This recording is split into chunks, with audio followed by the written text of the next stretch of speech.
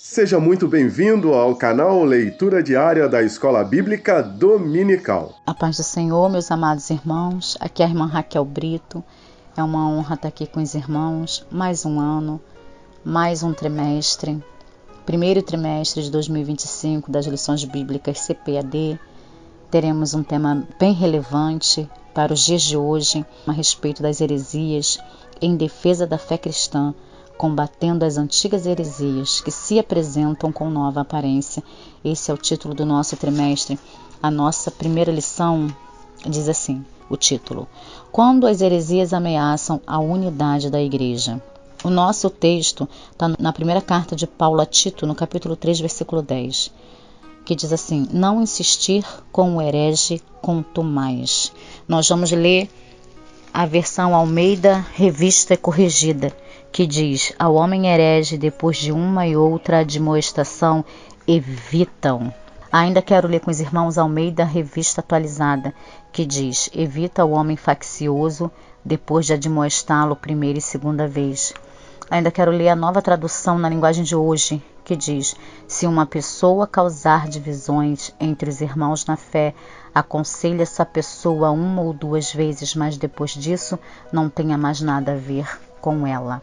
Bom, irmãos, aqui nós vemos Paulo com essa preocupação de mostrar Tito a respeito das coisas que estavam acontecendo ali naquela igreja, na ilha de Creta.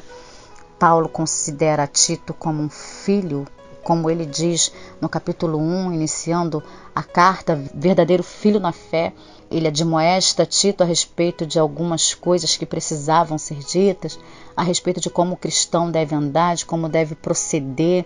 Fala a respeito das mulheres idosas, de como o servo deve agir com seu senhor. Fala dos jovens, fala da graça.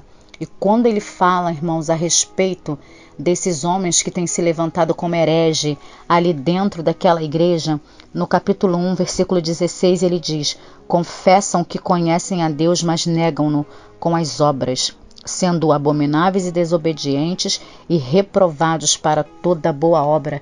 É assim que Paulo ele classifica esses homens que têm se levantado, causando discussões, causando contenda no meio da igreja.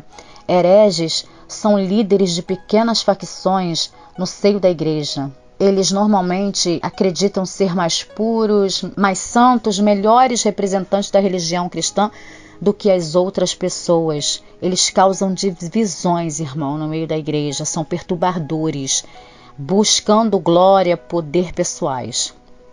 Então esses homens se levantam, são homens, indivíduos que têm opiniões independentes, ou seja, seu pensamento, suas opiniões não estão baseadas no que a Bíblia diz, são pensamentos próprios, pensamentos que eles mesmos criam dentro da sua imaginação e querem carregar as outras pessoas com isso, combatendo as Sagradas Escrituras.